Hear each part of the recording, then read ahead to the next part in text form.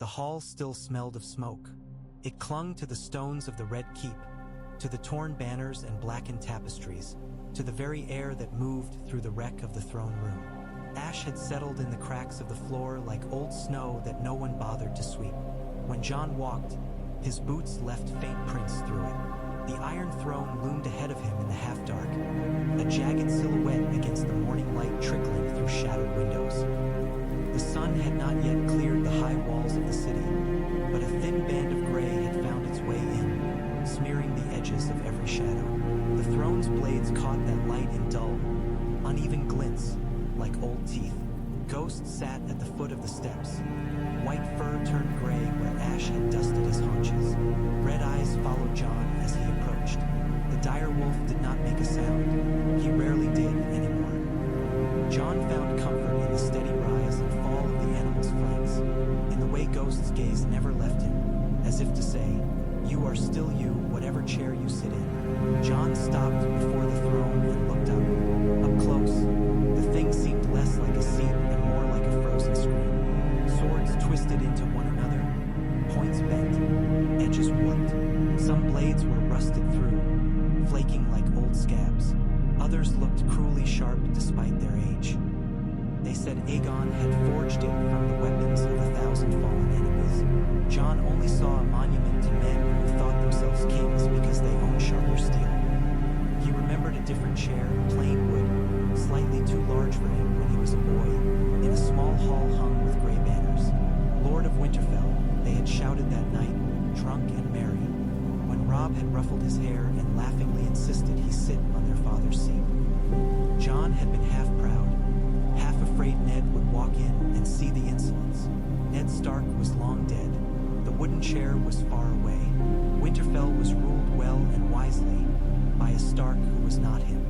And now here he stood before another chair, one that cut those who tried to own it. He climbed the steps.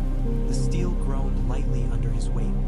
Tiny sounds of age and strain, as if the thing resented being tested once more. When he sat, the cold shocked him. The back of the throne pressed unevenly against his shoulders. He had to shift to keep one protruding blade from jabbing the side of his neck. His sword belt snagged on a twisted hilt. Longclaw's familiar weight felt suddenly foreign at his hip. The hall watched him, though it was empty. Jon could feel the ghosts of all who had come before, the madmen, the conquerors, the soft-handed schemers. Aegon the Conqueror, Maegor the Cruel, Rhaegar's mad father, Robert Baratheon with his failing heart and overflowing cups, Cersei with wildfire in her eyes. For a heartbeat he fancied he could hear their voices, overlapping, whispering that the throne did not change men. It only gave them more of what they already were. "I never wanted you," he murmured. His own voice sounded strange in the cavernous hall, swallowed by stone and shadow. He tightened his gloved hands on the armrests, feeling the nicks and dents left by generations of fingers. "I never wanted this," Ghost's ears pricked. "Your Grace," came a voice from behind him, dry and slightly hoarse, carrying easily up the steps.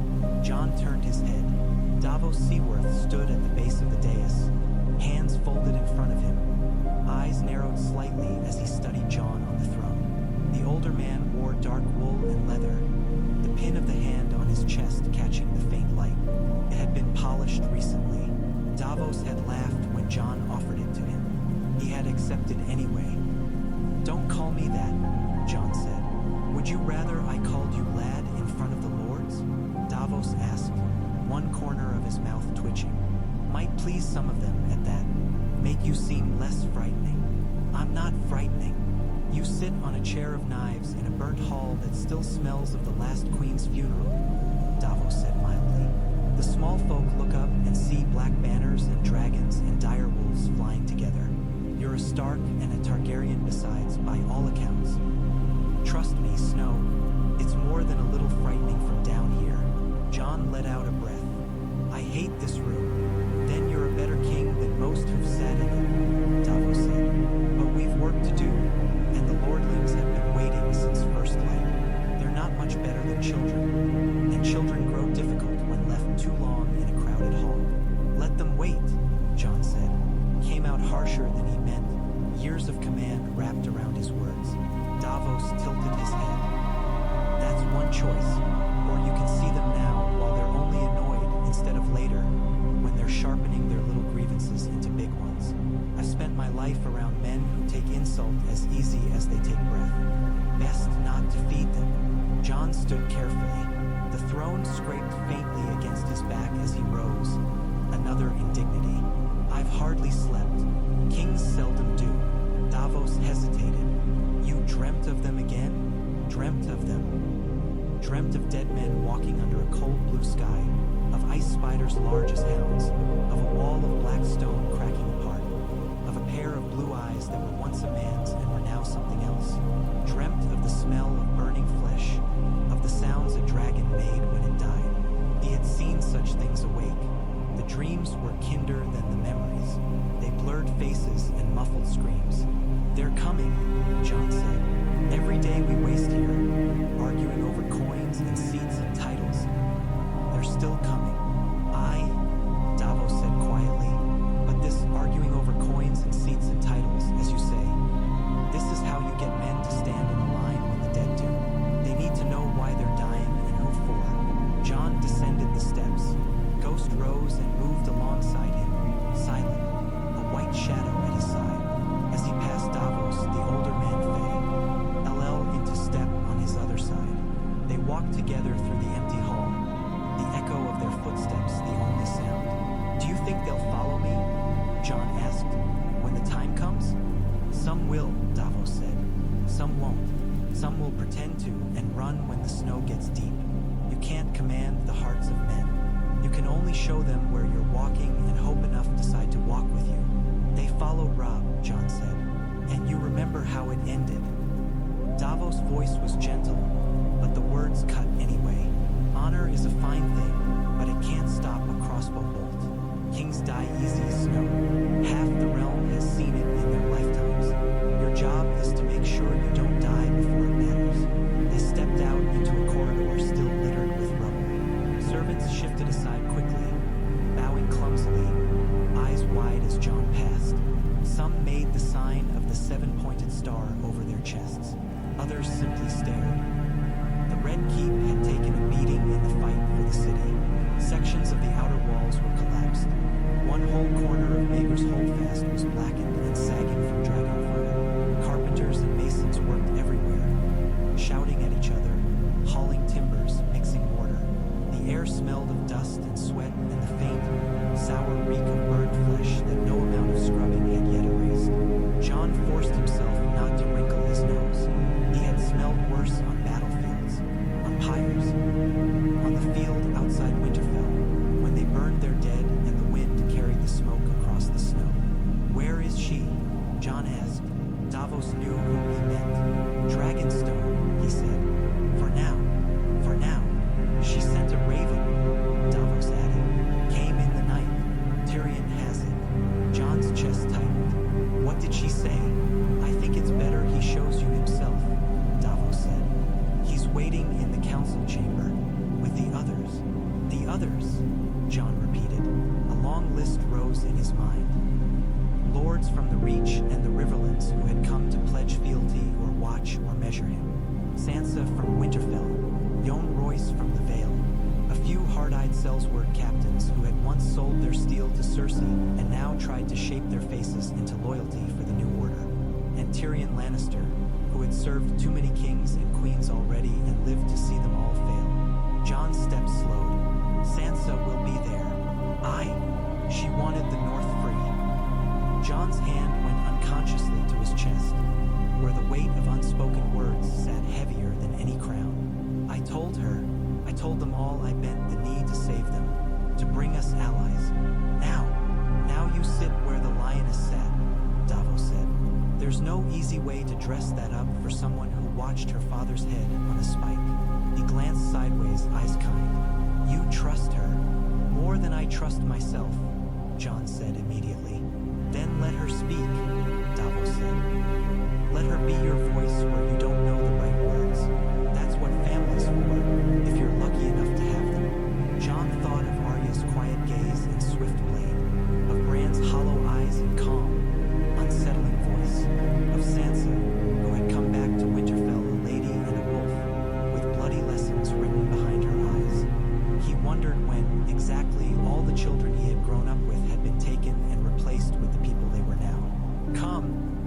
said gently. We'll face them together. It's harder for them to bite if you have a few old dogs at your side. The council chamber had once been a Lannister place. Red and gold still lingered here and there in the murals and cushions, though many had been stripped away already, replaced with stark blacks and grays where the painters had reached. Someone had hung a direwolf banner on the wall opposite the door, its gray sigil severe against a dark field. Next to it hung a three-headed dragon, red on black. They did not blend. They stared at each other across the room like two beasts in a pit. The small council table dominated the center, its surface scarred by years of elbows and goblets and sudden, angry blows. Tyrion stood by it, short legs braced wide, a goblet in his hand. His hair had grown out some, gone more silver than gold. The faint lines at the corners of his eyes were deeper than Jon remembered from the road to Winterfell. "You're late," Tyrion said as Jon entered, without preamble. "Which, I'm told, is kingly. Congratulations, you're already learning bad habits." "Your Grace," said another voice, the smooth, precise diction of Maester Wolkan, now in gray robes and the chain of King's Landing's Maester. "The lords are gathered in the Great Hall. They grow restless." "They'll survive," Tyrion said. "Restlessness is good for the blood. Keeps them from nodding off and drooling on their doublets." "My Lord Hand," Wolkan began, pained. "My Lord Hand," Tyrion mimicked, then looked up at Jon. "Wolkan here thinks we should invite them all into this room and argue in front of them. Personally, I prefer that kings and their counselors present a united face to the rabble, rather than letting every disagreement turn into a song." "They're not rabble," Jon said. "They are when they gather in a herd," Tyrion replied. He tossed back the rest of his wine and set the goblet down with a soft thump. "You sit on a mountain of swords now. The men below look up and see shadows, not faces. Let them at least believe the shadows agree with one another." Sansa sat at the far end of the table, hands folded, blue eyes sharp. She wore pale gray velvet with subtle white embroidery. A direwolf worked in silver thread at her breast. Her auburn hair was braided up in a northern style that did not entirely hide the faint, pale scars around her neck. When Jon entered, some tension in her shoulders eased. "Only a little." "Jon," she said. "Sansa." He wanted to go to her and embrace her as he had in Winterfell when she had first returned. But there were eyes everywhere, and embraces were now weighed and measured as statements. So he inclined his head, awkward, formal, felt wrong. Her mouth tightened briefly, as though she too tasted the wrongness. To Sansa's right stood young Royce, his heavy bronze breastplate polished, his weathered face set in lines of disapproval by default. To her left, lean and watchful, was a tall woman with short-cropped golden hair and a sword at her hip. Ser Brienne of Tarth, now wearing a new cloak clasp, a wolf instead of a lion. Her blue eyes flicked over Jon, assessing, and then she gave the smallest of nods. There were others, representatives of houses that had bent the knee. A dark-haired woman from the Stormlands, the new Lady Baratheon, whose mouth twitched whenever she looked at the throne room doors.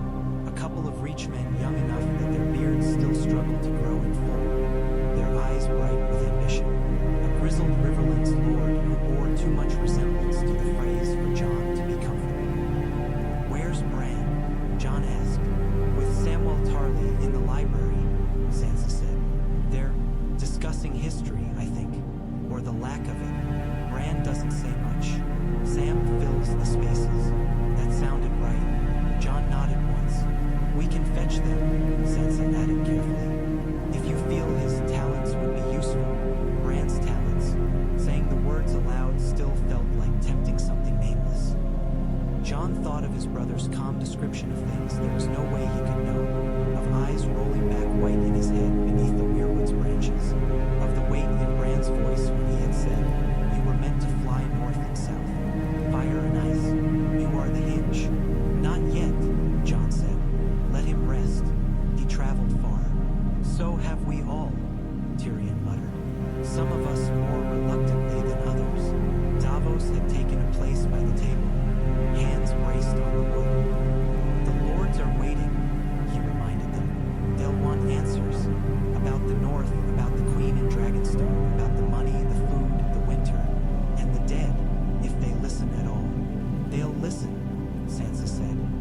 quiet certainty that drew John's gaze. They may not believe, but they'll listen. They've seen too much not to. King's Landing is not what it was. She was right. The city below had changed in ways that had nothing to do with broken walls or fresh graves. When John rode through the streets, he saw fewer fine silks, more patched wool. Faces were thinner, eyes harder. The September of Baylor was a mountain of blackened stone. Its shattered dome opened to the sky like a giant's empty socket. The Silent Sisters still carried the dead through the streets, but there were fewer songs at their backs. The people had seen wildfire and dragons and starving winters. Many had fled. Those who remained knew kings did not last long. What did her raven say? John asked quietly. Tyrion's gaze flipped to him, then to Sansa, then back again. We can discuss that here, he said.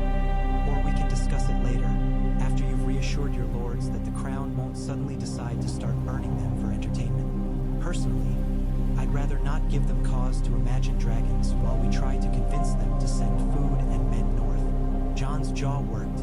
Is it bad news? It is news, Tyrion said. Bad or good depends on one's perspective, and on what you decide to do with it. But whatever else it is, it can wait an hour. An hour might cost lives, John said, and rushing might cost you their swords when you need them. Tyrion replied, all flippancy gone from his voice. You cannot fight a war beyond the wall with the North alone, even with dragons and a few half-mad free folk at your back. The dead don't care about the difference between a crown worn by a raven-haired bastard or a silver-haired queen. The living do. You need the living on your side before you go chasing the dead. He stepped closer, lowering his voice further. You've seen what she can do when she feels wronged. So have I. If we mishandle this, John, it won't be the dead that break the realm. It'll be us. John exhaled slowly, counting heartbeats. 1, 2, 3, 4. The habit had begun on the wall, when he stood atop the frozen stone and let the cold bleed some of the anger out of him. There was no cold here. Only heat trapped in stone and the constant hum of too many people in one place. His head ached faintly. Fine, he said. The raven can wait. The dead can't, but they will. The lords are first. Tyrion's mouth crooked. You sound like a king already.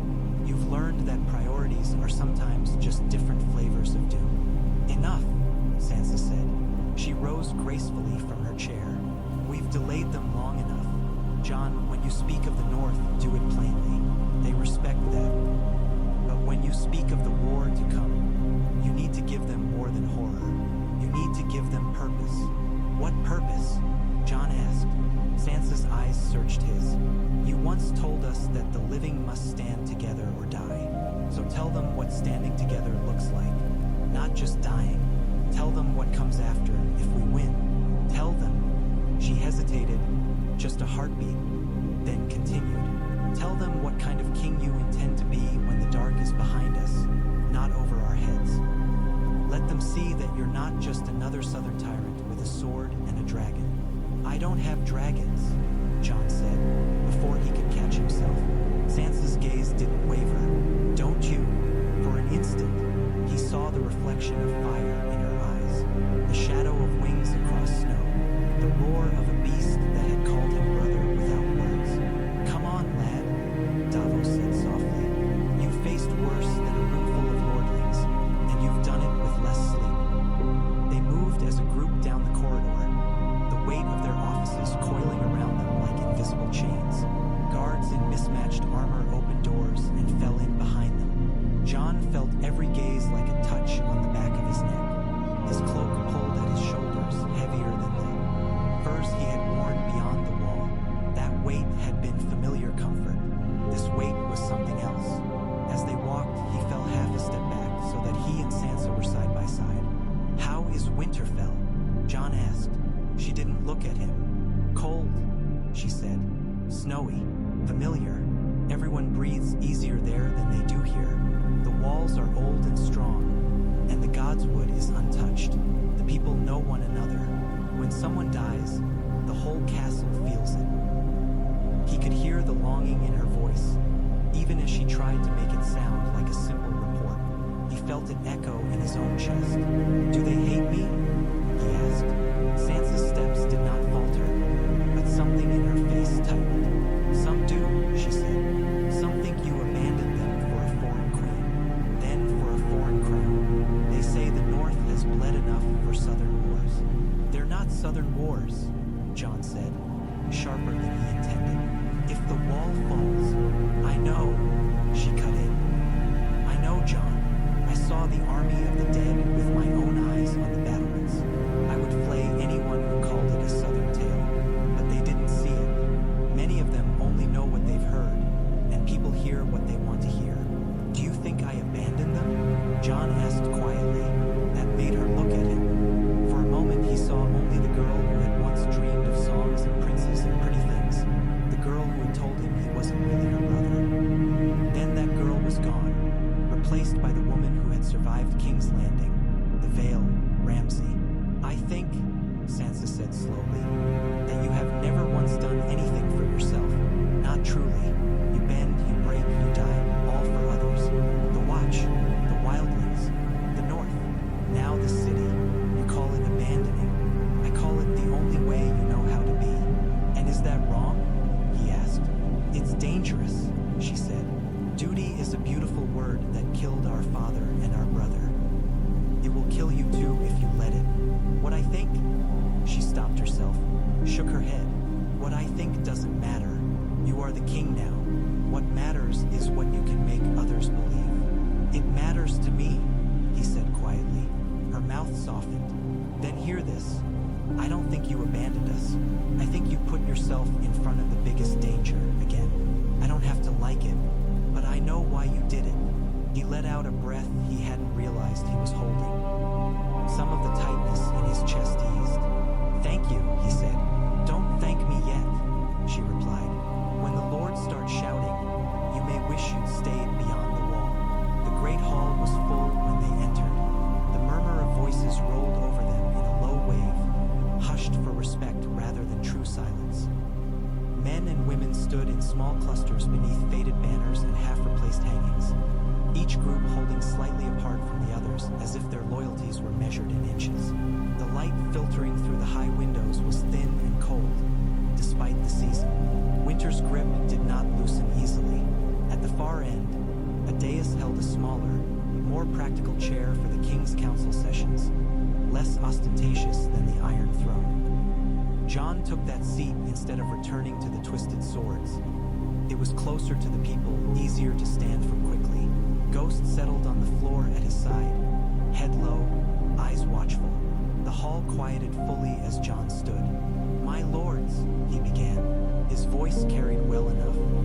He had learned to shout over the winds on the wall, to give orders in the chaos of battle.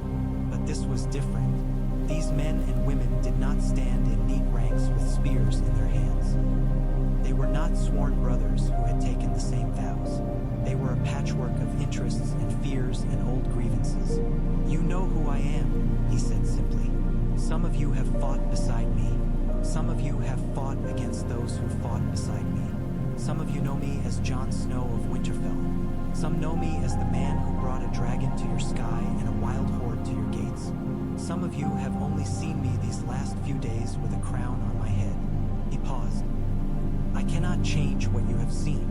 I can only tell you why I am here. There were faces he picked out in the crowd. A northern lord with a thick beard flecked with gray, Lord Glover, watching him with folded arms, expression hard. A tall woman with a face seamed by weather, Lyanna Mormont's aunt, now Lady of Bear Island, who gave him a small, firm nod when his gaze met hers. A reach knight with smooth hands and a calculating gaze. A dark-haired woman with Baratheon antlers on her doublet, brow furrowed. I did not come south to sit on the Iron Throne, Jon said. I came because the dead walk in the north, because a storm of ice and night is on its way, and if we face it divided, we will fall divided. I bent the knee to Daenerys Targaryen because I believed she would help us fight that war. She brought dragons and armies. We fought together. We took this city together. He heard a ripple of discomfort at that. Some of the southern lords still could not say dragon without half whispering. Jon let it roll through them and fade. There's no point pretending the fact away. After the city fell, he continued, after the queen who ruled you turned her own people into ash, we faced a choice. Another war between living and living, or a peace that gave us a chance to fight the war that truly matters. The lords who survived chose me as their king, not because my name is stronger, not because my blood is better. They chose me because I have seen the enemy and lived, and they have not. He looked at them, letting the hall see the lines in his face carved by cold and fire and steel. I sit on that throne, he said, not to rule over you, but to stand in front of you, to give you one voice when we call men to the wall, to make sure that when the dead come, there is someone you can blame if we fall. A soft, humorless murmur at that. He pressed on. I will not promise you that we'll all live, John said. That would be a lie, and you deserve better than lies. I will promise you this. Every man you send north will be fed before I am. Every village you leave behind will be defended as if it were Winterfell. If I ask you for your sons, I will put mine in the front line. If I keep food here, I will send the same south if the winters last longer than we hope. You have no sons, Lord Glover said roughly from the crowd. John met his gaze. Then I will stand in their place, he said. I've died once already. It didn't take. Perhaps the gods will be kinder next time. A ripple of uneasy laughter moved through the hall at the bluntness. Davos winced slightly. Tyrion's lips twitched despite himself. You speak of the dead as if they were an army of men, said the Reach Knight, folding his hands behind his back. We have heard tales of walking corpses and ice demons since we were children. We have heard other tales too. Shadow spawn from Ass High, stone men in Old Valyria. Few of us have seen any of them. We are asked to empty our stores, to strip our garrisons, based on stories from the edge of the world. I've seen them, John said. So has the Lady of Winterfell. So has Ser Davos. So have many here from the north. Ask them if you don't believe me, or ask yourself why the Night's Watch would ring the whole world in ice if there was nothing beyond it to fear. Stories keep men in line, said another voice. So do kings. That was Lord Royce, heavy arms crossed over his chest. You ask us to commit our strength to a war we cannot see while you sit on a throne some in this hall think properly belongs to another. You may be part Targaryen by some. His mouth twisted delicately. Miracle of birth. But there is a queen with dragons on Dragonstone, whose father wore that crown before your house even had a southern name. The hall bristled. Some murmured agreement, some discontent. Sansa's gaze flicked to Jon's. A warning there. This is the wound. You cannot pretend it is not bleeding. Jon felt the eyes on him shift, sharpen. He could feel Dany as much as hear her name, like a storm gathering at the edge of his thoughts. Her laughter, her fire, her hand on his. Her hurt when the truth of his parentage had stood between them like a sword. I didn't ask for my parents, Jon said. I didn't ask to be born. I was raised a Stark, and I will die one. If I had my way, I would be in the north now, standing on the wall with a sword in my hand, not sitting here counting barrels of grain. But the gods don't care about our wants. He waited for the murmur to subside a little, then continued. You speak of Queen Daenerys, he said. She has claims and she has dragons. She has fought beside me, and I do not forget it. She is not my enemy, yet she is not here, Lord Royce pointed out. You are. She left the city when the lords named me king, Jon said. She did not do it gladly. I won't pretend otherwise, but she chose not to burn you. She chose not to destroy another city to prove her right. That choice matters. So you mean to share power with her? The Baratheon lady asked, wearing 2 dragons on one head. That never ends well in stories. I mean, Jon said slowly, feeling each word like a stone he had to weigh before setting down. To make peace with her. To make peace with the North. To make peace with anyone who will stand beside us when the dead come. Titles can be sorted after. Tyrion closed his eyes briefly, as if in pain, though whether from the truth or the bluntness of it, Jon could not say. You ask for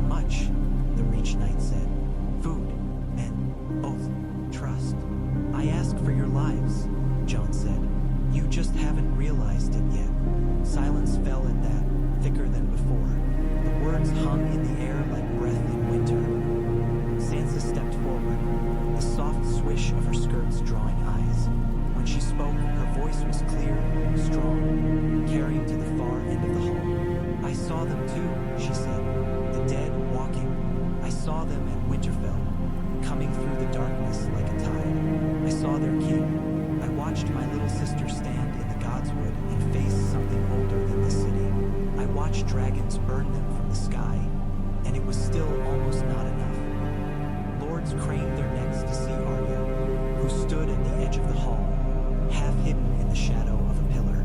She wore dark leather, no silks, no jewels. Needle hung at her hip, plain and deadly. Her face gave nothing away. Her eyes, though, when they met Jon's, were full of ghosts. "You don't have to like my brother," Sansa went on. "You don't have to like that he sits where a mad queen sat, or that his blood comes from north and south both. You can mutter that the north should be free, and some days I might agree with you. But none of that matters if we're all bones in the snow. If he falls, if we fall, your castles will burn white. Your children will freeze. The dead are not a story. They're a storm coming down the spine of the world." She turned, looking at Jon fully in front of everyone. "You wanted to know what kind of king he is?" she asked the hall, though her eyes remained on him. "He was a king in the north before any of you knew his name. They put a crown on his head because he fought for them and bled for them and died for them. He took it off when he thought it would save them. He will break himself on this war if you let him. If you're wise, you won't let him do it alone." The hall breathed as one, a long, slow exhale. Jon forced himself not to look away from Sansa. There was challenge in her gaze, and promise, and something like fear buried deep. "Lady Sansa speaks with passion," Lord Royce said grudgingly. "The North has always done so. Words are wind. Grain is not. Men are not. We will need to know how much and when and who will command them. And what we are fighting for," murmured the Baratheon lady. "If we live, what world do we hand back to our children? A real? Am under a dragon king? Under a Stark? Divided? Whole? That depends on what we decide together," Jon said. "I can't answer all of it now. I can only tell you what I will not be. I will not be my grandfather, burning men for amusement. I will not be a lion who drinks himself to death while the realm rots. I will not be a queen who kills those she swore to protect to prove a point." He thought of Dany, standing alone on the ruined steps, trying desperately to be more than what the world wanted to make her, and felt the familiar ache. "I am a bastard," he said. "I always have been. Crow or king, that doesn't change. I know what it is to be the one on the outside of the feast. If I sit at the head of the table now, it's only so I can see who's left standing when the dead are done with us." He let the words sit, let them weigh. "Give me your oaths," he said finally. "Give me your men. Give me your grain. In return, I will give you everything I have. My life, if it comes to it. I can make no fairer offer." The hall murmured again, but this time it was different. Less distrust, more calculation. Men glanced at one another, at their neighbors, measuring the wind. The Baratheon lady stepped forward first. "Storm's End will send grain," she said. "And men, though not so many as we might have 10 years ago. The storms have been hard. The land is not what it was under my father's brother. We will send what we can," said the rich knight somewhat stiffly. "Highgarden's fields were trampled more than once in these wars, but the soil remains rich. We have barley and oats enough, with judicious rationing." Lord Royce grunted. "The Vale will send knights," he said. "We have fewer mouths to feed after the last battles, for good or ill. Better they die with swords in hand than of cold in their beds." Slowly, like water seeping through cracks in stone, agreement spread, not full-throated, not joyous, but real. Scribes in the back began to scratch furiously at parchment. Jon listened, replied where needed, let Tyrion and Davos and Sansa fill in the gaps. He felt as if he were watching it through a thin sheet of ice, everything slightly distorted, slightly muffled. The hall, the faces, the muttered oaths, they all mattered, he knew that. But his mind kept straying north, to a wall of ice under stars, to a shadow with eyes like winter. Only when the worst of the questions had been asked and answered, when the lords had drifted into clusters again, some talking of logistics, others already complaining about provisions, did Tyrion touch his elbow. "Time to let them quarrel in smaller circles," the dwarf murmured. "If we stay much longer, they'll start asking for favors they should be discussing among themselves. Come. We have a raven to read. Jon glanced at Sansa. She raised a brow, then gave a small nod. Go, she said. If it's from her, better you read it when there are fewer eyes. And you? He asked. I'll remind them that Winterfell remembers, she said, and that the North is watching how they keep their promises. Their eyes met for a long heartbeat. There was steel and worry and pride there. Jon inclined his head slightly in thanks, then turned and followed Tyrion out with Davos at his side and Ghost padding silently along. The corridor outside felt cooler, the air less thick. Tyrion led them not back to the council chamber, but to a smaller solar nearby, one whose windows looked out over the ruined remains of the city. From here, Jon could see the broken dome of the September, the jagged teeth of fallen towers, the patchwork of tarps and tents where once there had been tidy rows of houses. Tyrion closed the door behind them, shutting out the noise. He moved to a table and picked up a folded parchment sealed with red wax bearing the three-headed dragon. She writes often, for one who left in such high dudgeon, Tyrion said lightly, but there was a tightness around his eyes. Jon's mouth had gone dry. Read it. Tyrion broke the seal, unfolded the parchment, and skimmed the lines quickly. His brows climbed, then drew together. Ah, he said softly. Well, this will complicate the next few weeks. What does she say? Jon demanded. Tyrion read aloud, his voice steady, though Jon could hear the old bonds and frayed in every sentence. Jon, Tyrion began, you will not read this as my king, because I do not accept that you are. I write to you as the man who bent the knee to me, and as the man I crossed fire and storm to fight beside. I would say I write as the man I loved, but I do not know anymore what that means, or whether love can survive so many oaths broken and truths revealed. Tyrion paused briefly, glancing up at Jon, then continued. The lords of Westeros have chosen you. They always choose the ones who make them feel safest in their chains. You speak of dead men and winter and sacrifice. They think they hear one of their own, a Stark who will die politely for them and ask nothing more. They do not hear what I hear when you speak of the world beyond this war. I hear a man who does not know yet what he is, a Stark, Targaryen, a king who never wanted a crown, and therefore may be the only one fit to wear one. You think I do not see why they chose you? I do. They think you will be easier to control than me. They think your reluctance is weakness. They think my certainty is madness. Tyrion's lips pressed together for a heartbeat. He went on, I will not contest your crown now. The dead come, and I am not so blinded by my hurt that I cannot see that another bloody war between dragon and wolf would only serve them. I will bring my dragons north when the snows make it possible. I will fight beside you again. I will burn the dead and their king if I can. I will do this because I swore to break the wheel, not to turn it one more time under another bloody name. But hear me, Jon Snow, Jon Targaryen, whatever you choose to call yourself. When the war is done, if we live, we will have to decide what world we build. I will not be a queen in your shadow, smiling and silent while you hand out pardons and favors like your father. I will not kneel to you in a hall full of men who would have watched my family die screaming and called it justice. So I propose this: if we win, if the dead are thrown back and the wall still stands, then you and I will sit down, and we will decide together how this world is ruled. Perhaps there will be no Iron Throne. Perhaps there will be more. I do not know. I only know that I will not be your subject, and you will not be my consort. If the wheel must break, it will break under both our hands or not at all. Tyrion swallowed, then read the last lines softly. Until then, remember who you are when you look at the sword in your hand. Do not let that chair of knives make you forget it. I have seen too many men lost that way. I will come when the snows allow. Do not die before I arrive. I find I am still not finished arguing with you. Daenerys of House Targaryen, the first of her name. Always. Silence followed the last word, heavy as fresh fallen snow. Davos exhaled slowly. Well, he said, she has a way with letters.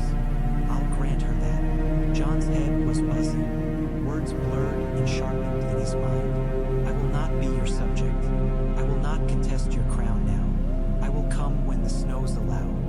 She'll fight, Davos said. That's something. She'll fight under her own banner, Tyrion said quietly. Beside us, perhaps, but not behind. She may not challenge him now, but once the war is done, if we live that long, Jon said. His voice sounded distant in his own ears. He moved to the window, bracing his hands on the stone sill, and looked out over the city. The wind tugged at his hair, carrying the smell of salt and smoke. Down below, tiny figures moved like ants, mending roofs, hauling food, dragging away corpses. When I left Winterfell, he said, I came as a beggar. I came as a bastard asking for help to fight the dead. I bent the knee because I saw no other way. I never thought, he shook his head slightly, I never thought anyone would ask me to sit on that throne. The lords didn't ask, Tyrion said. They begged. They'd just seen their last queen draw breath on Dragonfire. They saw a chance at something different. A Stark who's not quite a Stark. A Targaryen who's not quite a Targaryen. A man who already died once for something bigger than himself. You terrify them, Jon, but you also comfort them. It's a rare combination. It would be easier if she hated me, Jon said. The words slipped out before he could stop them. Tyrion's eyes softened. It would be easier if you hated her, he agreed. But here we are, neck deep in difficult affections. Davos scratched his beard. Seems to me, he said slowly, you both want the same thing. A world better than the one you were born into. You just disagree on who ought to be sitting where when it's done, and how much fire to use getting there. Jon frowned. She says she doesn't want the throne if the wheel breaks, but she doesn't want to kneel. She wants what? To rule with me? To tear down the throne and build something else in its place? I don't think she knows yet, Tyrion said. I know I don't. The last time I thought I understood how to make a better world, it burned as easily as the old one. What I do know is this, whatever comes after the dead will be shaped by what we do now. If we spend this time sharpening knives for each other, the dead won't need to lift a finger. Jon turned back to them. So what do we do? Davos spread his hands. You hold the realm together with spit and hope until she brings her dragons north. You send ravens. You send men. You send what you can. And you try not to let this crown turn you into the thing you're fighting. And you speak with her when you can, Tyrion added. Honestly, you're rather bad at lying, but good at making people believe you mean what you say. Use that. If you can convince a dragon queen and a hall full of lords to walk the same road for a while, that's worth more than any Valyrian sword. Jon rubbed at his temples. He could feel the day pressing down on him already, each decision like a stone added to the pile on his back. I never wanted to rule, he said, which is why you may yet rule well, Tyrion replied. Those who want crowns for their own sake tend to end up decorating spikes. Those who take them because no one else can be trusted to wear them, they at least have a chance. A soft knock came at the door. Before anyone could answer, it opened a crack, and Samwell Tarly's round face appeared, flushed from climbing stairs. Jon, Sam said, slightly out of breath. Sorry, Your Grace. I'm still not used to that. Bran said I should find you. He says you need to come. Now. Jon straightened. What's wrong? Sam pushed the door fully open, stepped inside, and closed it again behind him. He smelled of old parchment and cold air. It's easier if he shows you, Sam said. I don't have the words. Not for what he saw. The chill that ran down Jon's spine had nothing to do with weather.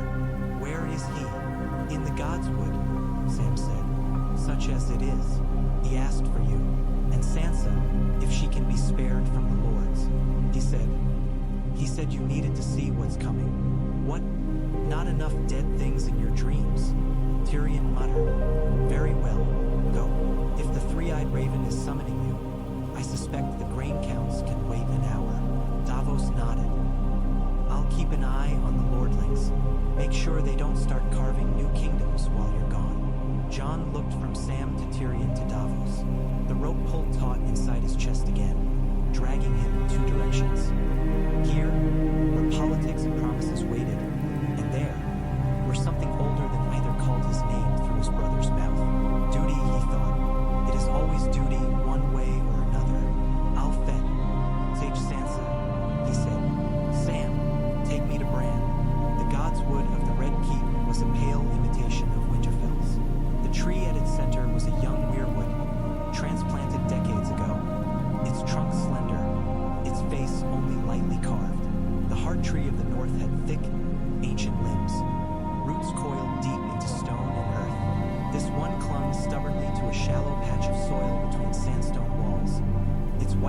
branches brushing the surface of a small, still pool. Leaves whispered as John stepped onto the soft ground. The sounds of the city fell away, muffled by trees and walls.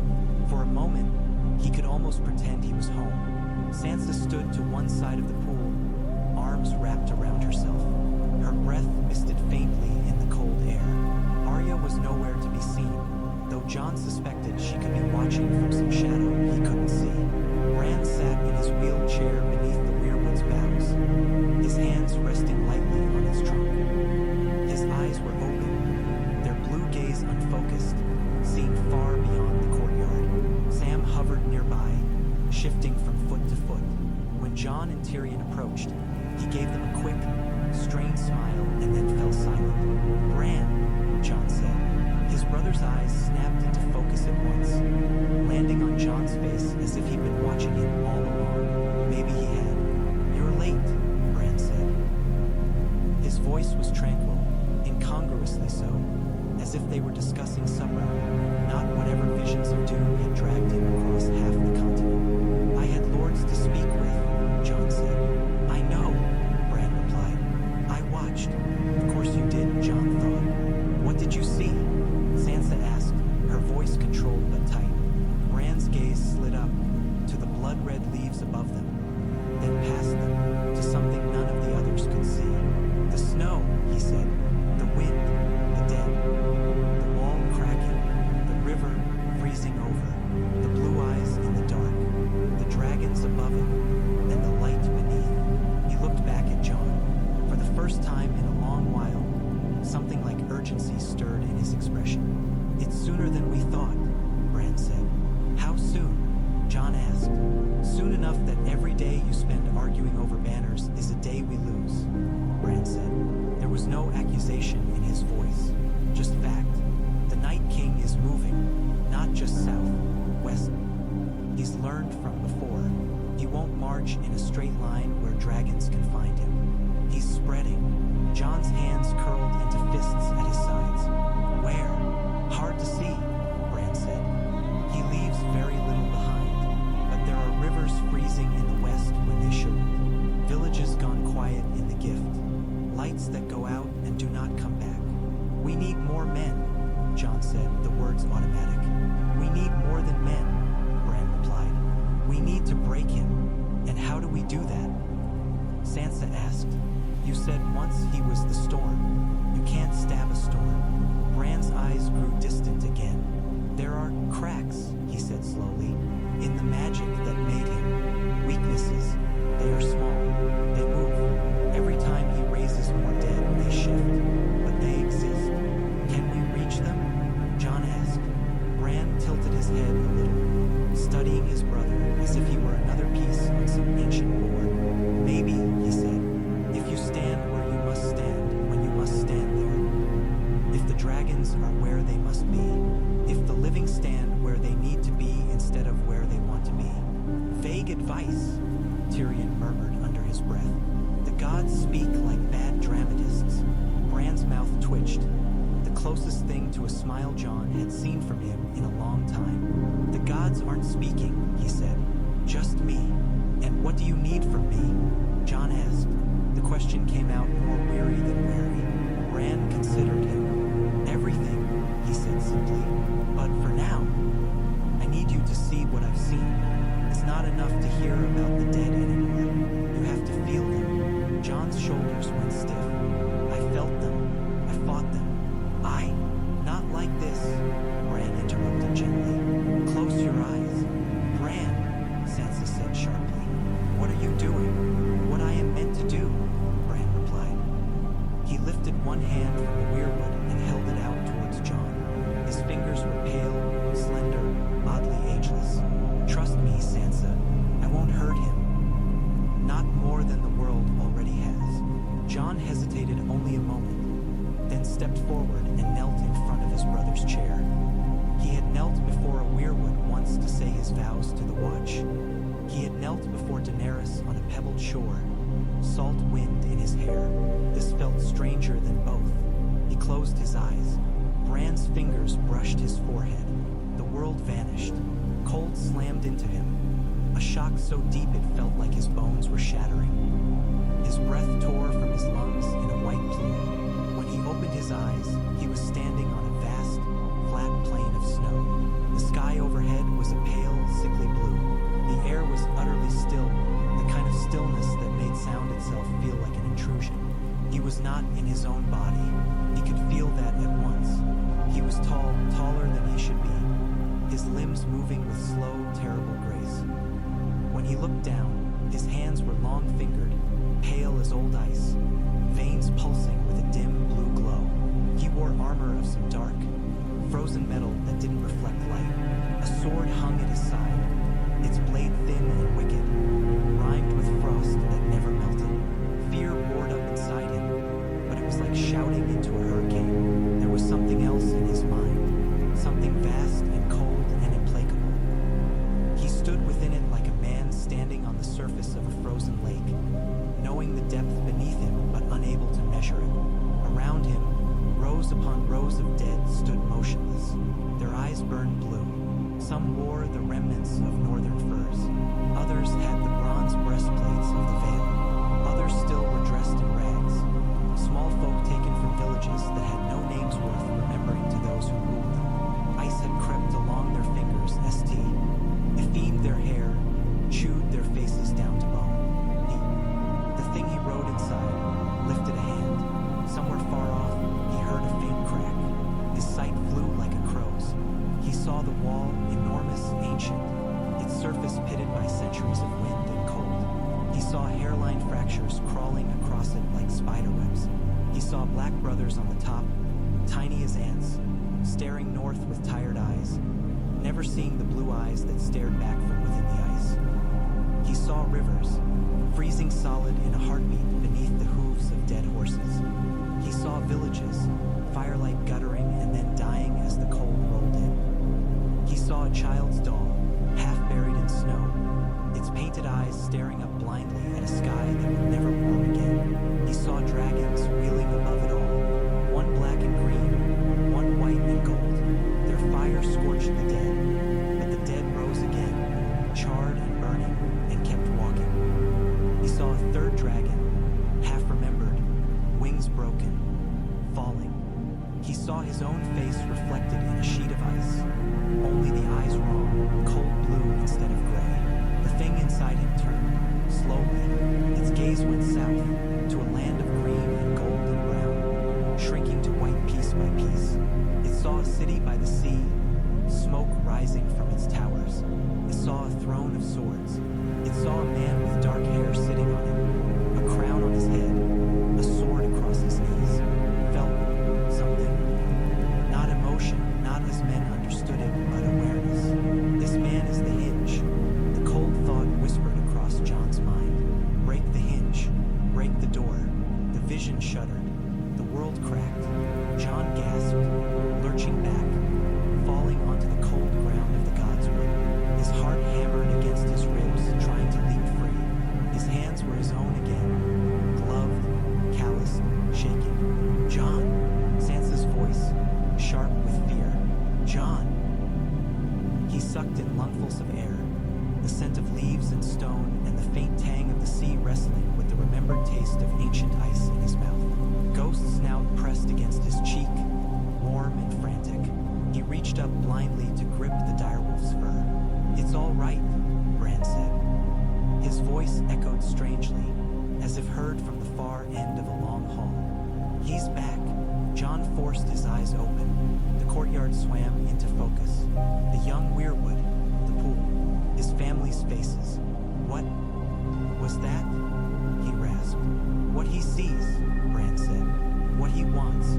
He watches you. He knows you matter. He knows you stand between him and this city. John swallowed against a dry throat. He felt cold, but not empty. He isn't, Bran said. Nothing that powerful is empty. He is purpose. He is will. He is the memory of 1,000 winters given shape. And now he knows your face. Wonderful, Tyrion muttered. Good to know we've captured the attention of an ice demon. I was worried this job might become dull.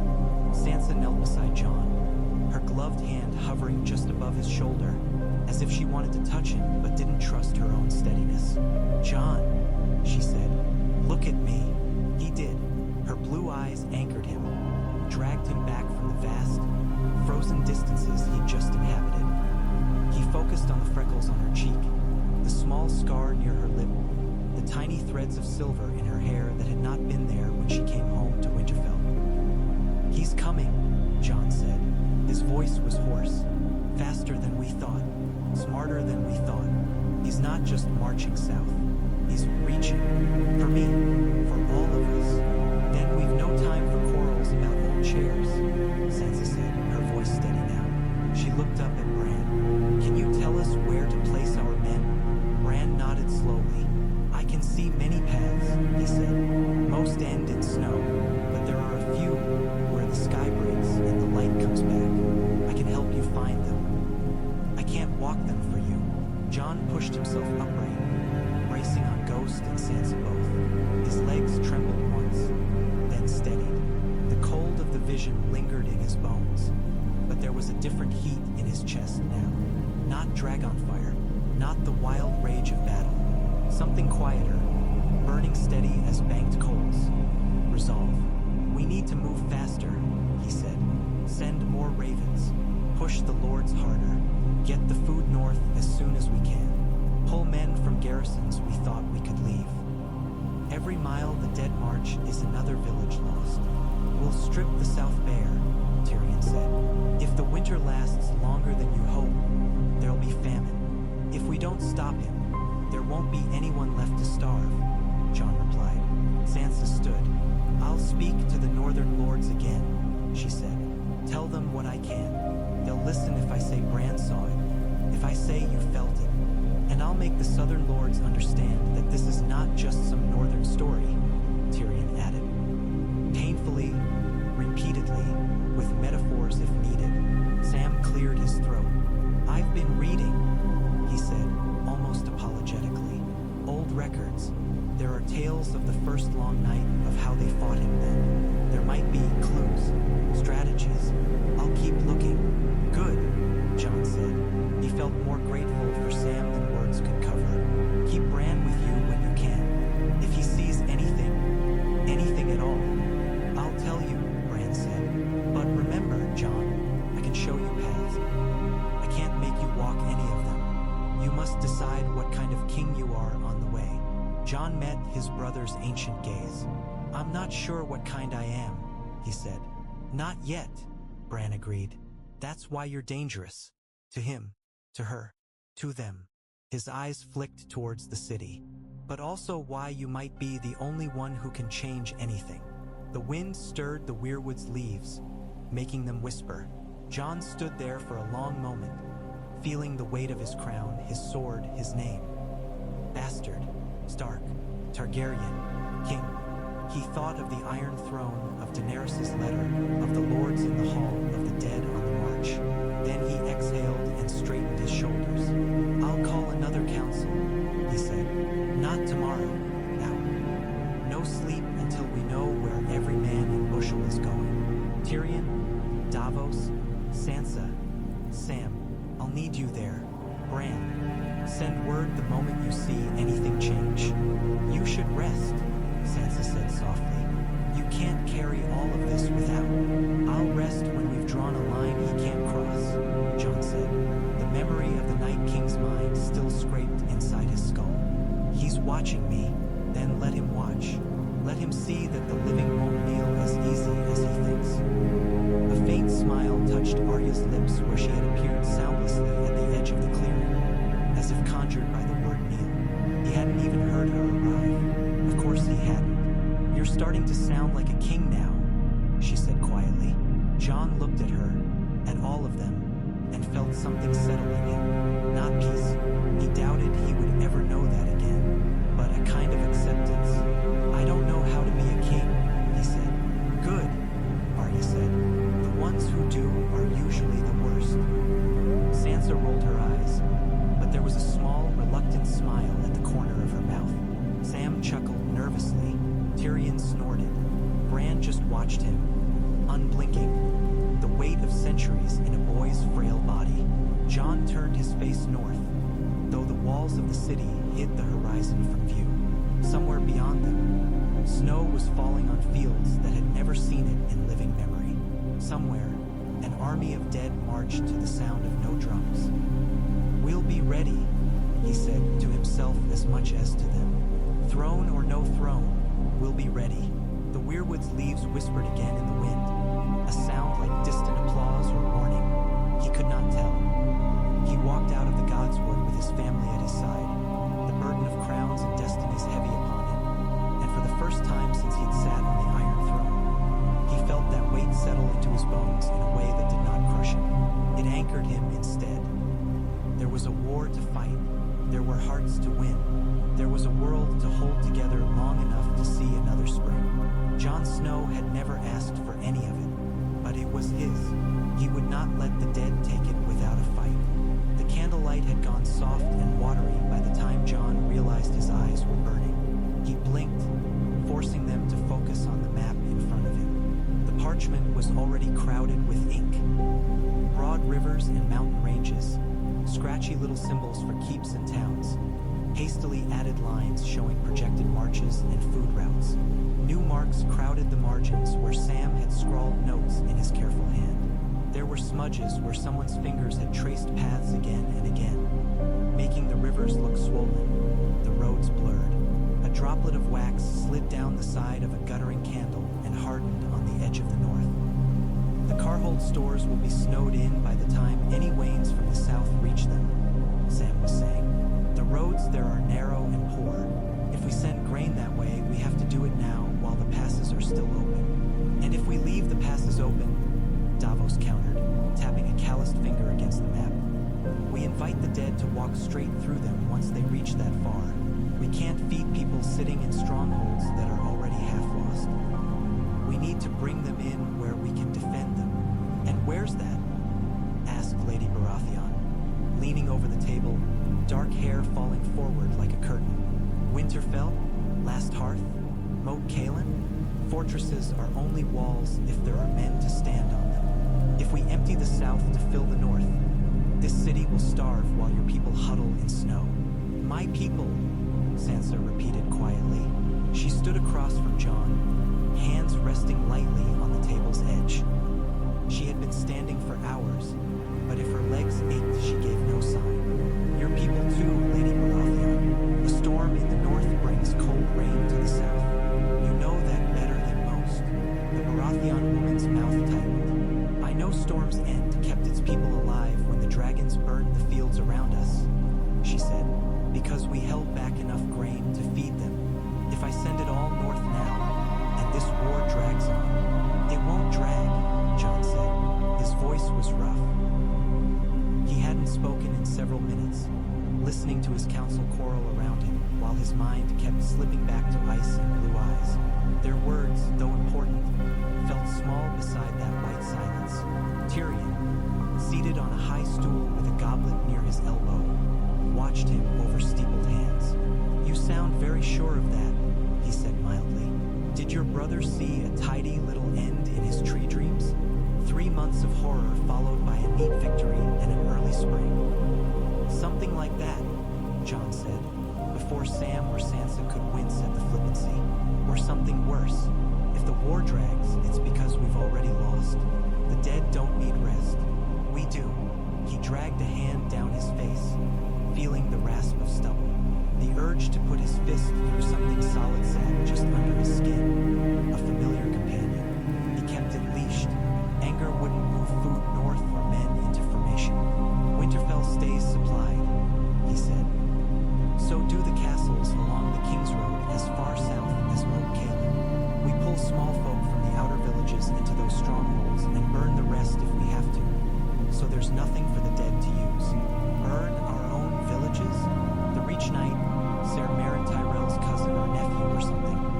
Jon couldn't be bothered to remember exactly. Stared at him, scandalized. "That's madness. It's war," Jon said. "If the dead reach a village full of barns and granaries, they'll be harder to stop. Burn it with no one inside, and they walk across ash instead of food." "You sound very certain they think like men," Ser Marin's cousin said stiffly. They are corpses, beasts. They are lead, Jon said. The memory of long, pale fingers and a mind like a glacier brushed against him. He suppressed a shiver by something that knows exactly what it's doing. Tyrion's eyes flicked to him, sharp. Jon knew he would ask about that later, about what exactly Bran had shown him. South of Moat Cailin, Davos prompted. Where do we draw the line? We can't empty every hamlet between here and the neck. If we pull everyone north, and this city falls for want of men, we don't pull everyone, Jon said. We pull those closest to the projected path. Bran says, Sansa cut in, her tone warning. She gave Jon a brief look. Careful. Don't make him too strange to them. Bran believes, Jon amended, catching on, that the Night King will angle west first, then south. He'll try to avoid the strongest concentrations of dragons and men. That means the villages along the western edge of the Gift are at greatest risk. We pull those people in. We can't save everyone. We save who we can. We can't save everyone, Tyrion repeated softly. That should be engraved on the crown, just beneath. I never wanted this. If you've a better plan, say it, Jon snapped. Tyrion lifted his shoulders in a tiny shrug. I rarely have better plans, only worse ones with fewer corpses. But your instincts, pulling people in, burning anything that can't be held, that's what one does when facing superior numbers. I've advised it before, usually to people who ignore it until it's too late. Nice to see it coming from the one wearing the crown for once. Then it's settled, Sansa said. Before Jon could decide whether that was praise or mockery, we send riders to the northern castles with orders to begin evacuations. Sam, you'll help draft the letters. Davos, can we spare ships to carry grain from the Reach to White Harbor? Davos rubbed the bridge of his nose.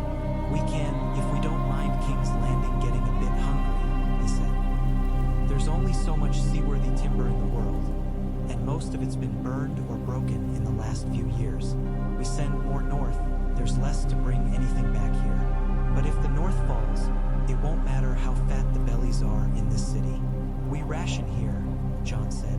Tighter, smaller loaves in the bakeries, less ale. We feed the children first, then the old. We keep enough back that we don't start eating each other when the snows come. Charming image, Tyrion murmured. But we don't live soft while the north freezes. Lady Baratheon exhaled through her nose. You'll have riots, she said. The small folk here have been through too many sieges and burned cities. You tell them their bread gets smaller again, and they'll blame the new king. Some of them will remember the last time they saw dragons overhead.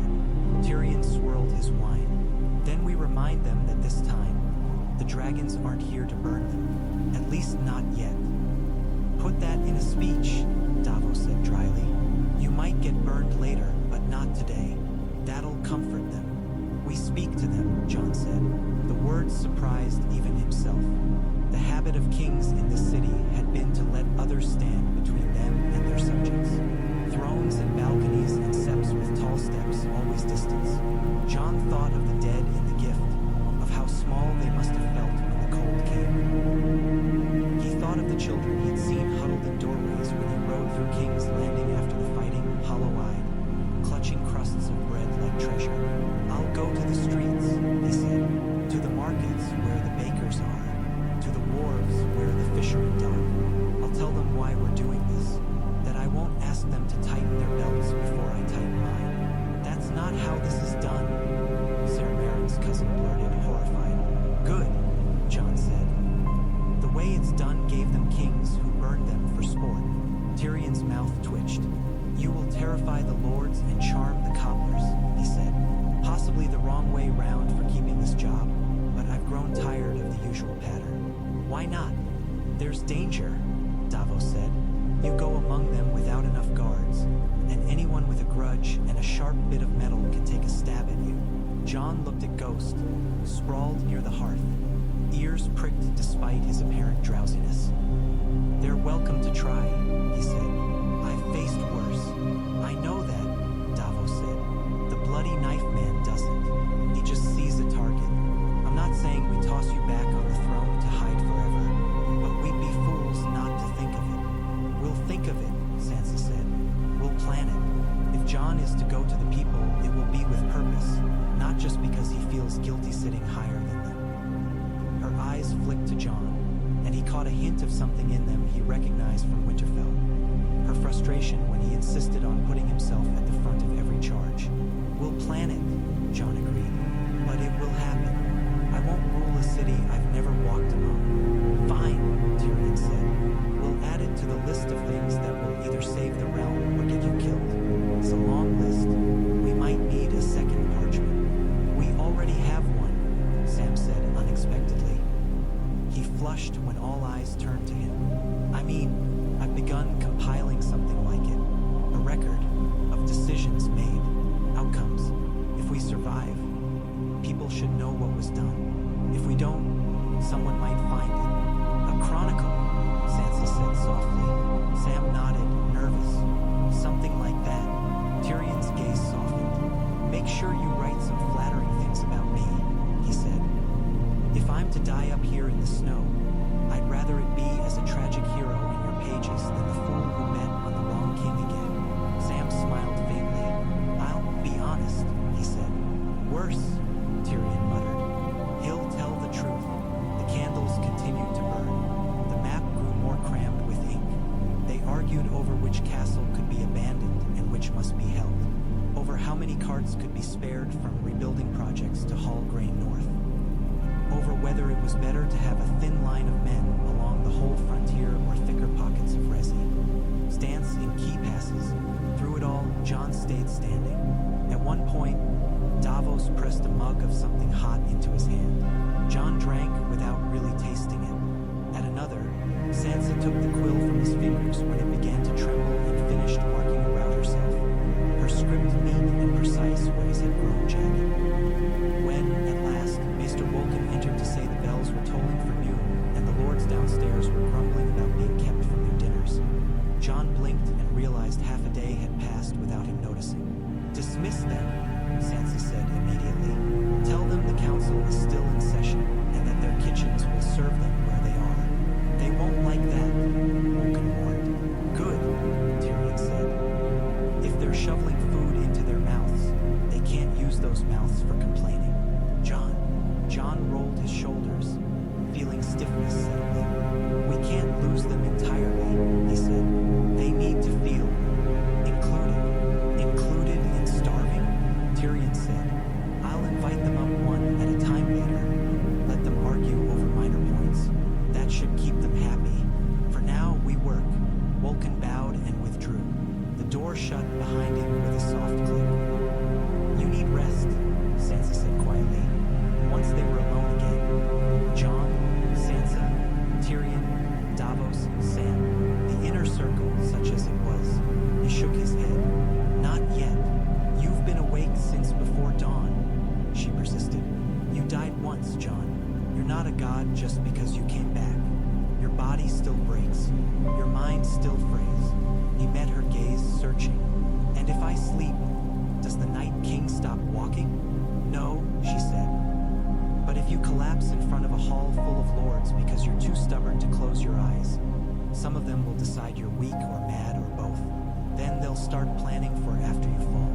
They already are, Tyrion said matter-of-factly. They're just doing it quietly.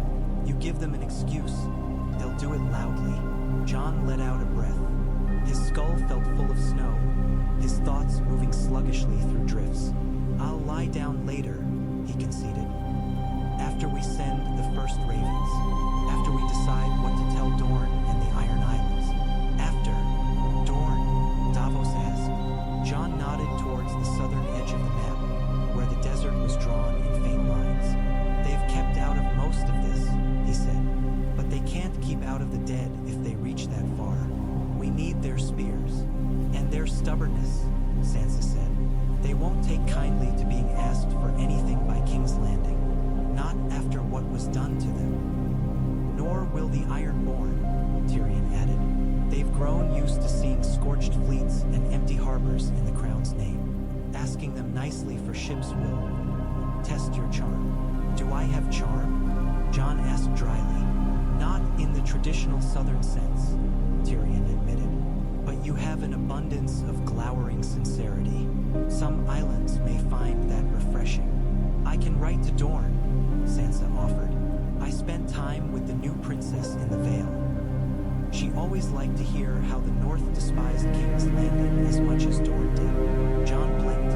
In the flood of more immediate crises, he barely thought of the girl who had watched from the wings while older snakes played their games. Will she listen? She'll listen to the chance to spite the men who killed her kin, Sansa said, and to the chance to shape what comes after. Dorne has often stood apart, but it has never ignored a storm on its borders. Good, Jon said. Write to her. Tell her the truth. Sam, help her with any old stories that might ease it. Sam bobbed his head. There are accounts of Dornish aid in earlier wars, he said. I can find them. Use them to show continuity. Use them to flatter her, Tyrion translated. Dornish princes and princesses love few things more than being told their ancestors were right all along. And the Ironborn? Davos asked. Jon hesitated. There were too many ghosts tied to that name. A gray-eyed woman on a horse, a madman on a bridge, a girl in armor standing on a gangplank with the sea behind her. I'll speak to Yara, he said finally. She's still at the harbor? For now, Davos said. She was muttering about leaving, last I heard. Says she's tired of salty wine and sour looks. I'll talk to her before she goes, Jon said. If anyone can convince the Ironborn there's something worth rowing for besides gold and fear, it's her. Or it isn't possible. You can't do all of this in one day, Sansa said again. I can try, Jon said. Her mouth pressed into a line, but she didn't argue further. I'll go to the Northern Lords, she said instead. Remind them who they're fighting for. It's easier to tighten belts when you believe it's for your own. She straightened, smoothing her skirts unconsciously, and the movement made Jon suddenly, painfully aware of how far from Winterfell they were. Here, even in council, she wore southern cuts, finer fabrics. She'd adapted, as she always did. He wondered if she ever stopped feeling like she was playing a part. Sansa, he said, before she could turn away. She paused. Yes, in your letters, when you speak of me, don't lie. A faint surprise flickered across her face. I wasn't planning to, she said. I mean, he grimaced, searching for the words. Don't write a tale about a king who knows everything and never breaks and always chooses right. They won't believe it. Tell them I'm trying. Tell them I'll bleed for them like I did before. I don't need to write that, she said softly. They already know it, but I'll remind them. Her eyes held his for a heartbeat longer. Then she inclined her head, a nod that was both affectionate and formal, and left the chamber with Sam in her wake. The door shut behind them. For a moment, the room seemed oddly larger with fewer people in it. You trust her, Tyrion said. Yes, Jon replied without hesitation. You should, Tyrion essayed. I did. She's learning to be very good at this. At what? At ruling without seeming to, Tyrion said. At making men think they're acting of their own accord when they're doing exactly what she wanted. If you're wise, you'll keep her close. Jon frowned. You make it sound dangerous. Competence is always dangerous, Tyrion said. Especially in a woman. Especially in a Stark woman in this city. She's not a threat to me, Jon said. I didn't say she was, Tyrion replied. I said she was dangerous. There's a difference. You'll need dangerous people, Jon. You can't break a wheel with soft hands. Davos snorted. You lot and your bloody wheel.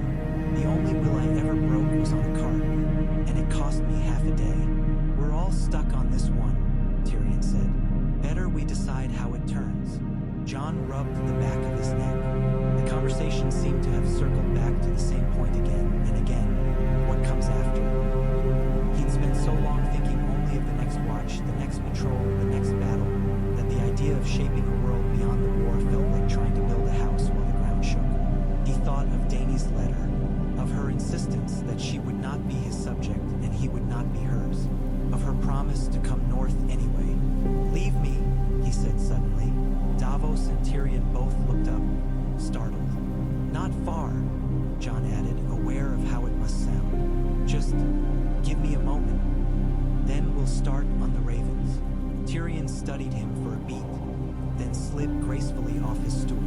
As you wish, your grace, he said. Davos and I will go argue about ship capacity in the corridor like proper counselors. Davos gave Jon a long, searching look, worry creasing his brow. Don't sit there and stew yourself into madness, he said. You're halfway there already. I'll try not to, Jon said. They left. The chamber door closed.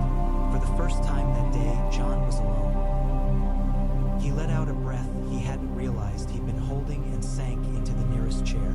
Creaked in protest. The silence pressed in, thick after a day of overlapping voices. His gaze drifted back to the map. The ink lines seemed to squirm if he stared too long, as if the paths were trying to wriggle free of the parchment. He thought of Bran's words. I can show you paths. I can't make you walk them. What kind of king am I? He asked the empty room. There was no answer, of course.